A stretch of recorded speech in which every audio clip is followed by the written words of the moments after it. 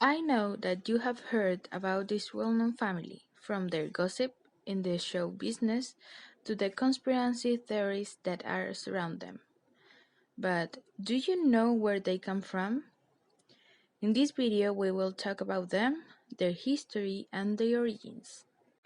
Saxe-Coburg-Gotha was the name of the family between 1901 to 1917 for German-born Albert, Prince Consort of Great Britain and Ireland, and husband of Queen Victoria. Their elder son was Edward VII, who reigned from 1901 to 1910. Then his son George V was crowned king. But what happened with this surname? During the anti-German atmosphere of World War I, George V declared by royal proclamation in July of 1917 that all descendants of Queen Victoria in the male line, who were also British subjects, would adopt the surname Windsor. But children of Queen Elizabeth II would normally have borne their father's surname, Mountbatten, originally Battenberg. However, in 1952, she declared in council that her children and descendants will bear the surname Windsor. Later, in February of 1960, that decision was modified to the effect that those who not are a prince or princess and royal ignes should bear the name of Mountbatten Windsor. Now we are going to talk about some things that monarchs have done during their reign. The first monarch of the Windsor family is King George V, who reigned from 1910 to 1936. He was king during the World War I, and because UK was fighting against Germany, and to sound more British, he changed the name of the royal house. Also, during the war, King George V took a great effort to personally support the troops, visiting the front and military hospitals many times. He was the first king to be crowned as Emperor of India, and in 1932 he started the tradition of the Royal Christmas broadcast, which has continued ever since. The next one is Edward VIII, who reigned during 1936. He reigned less than a year because he wanted to marry an American commoner named Wallis Simpson, so he ended up abdicating. Then Edward was given the title Duke of Windsor. The third one is King George VI, brother of Edward VIII. He reigned from 1936 to 1952.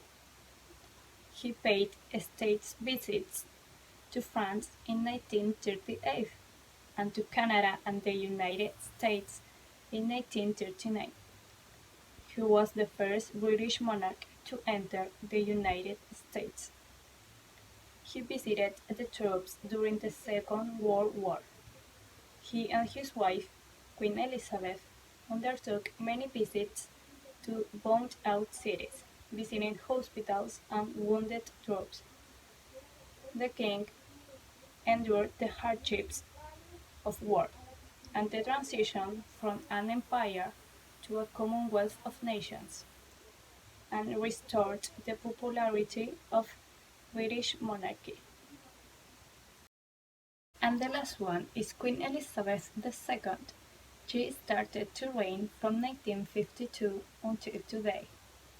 The Queen has ruled for longer than any other monarch in British history.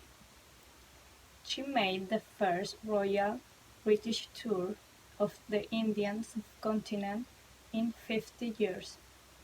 Also, she was the first reigning British monarch to visit South America in 1868.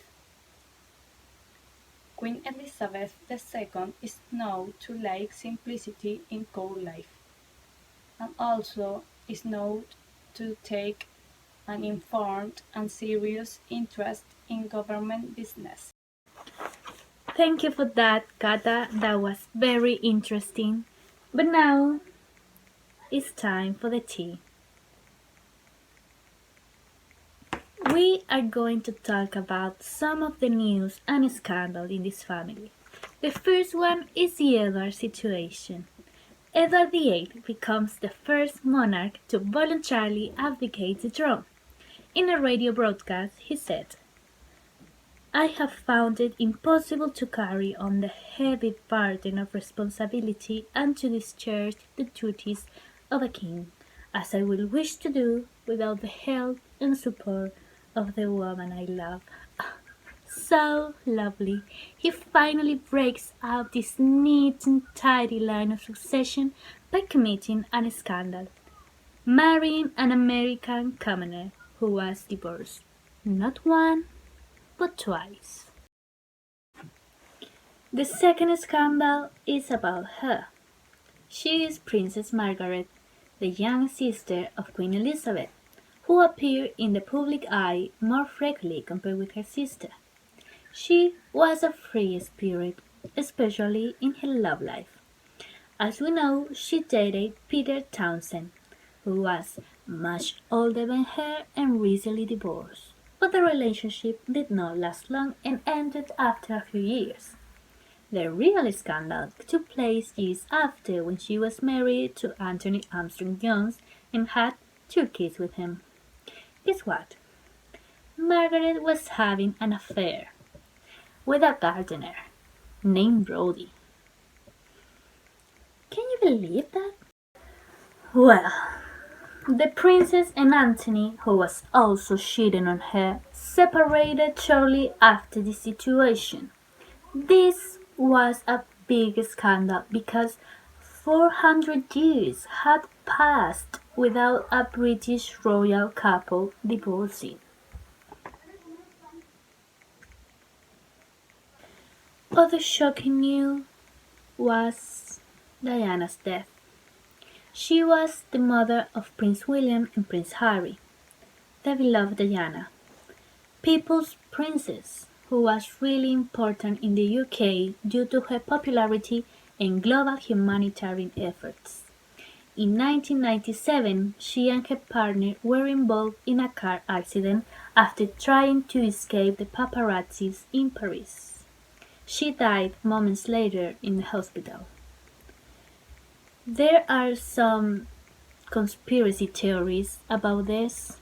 Some people said it was really an accident, but other people say it was some murder arranged by the royal family, the Queen.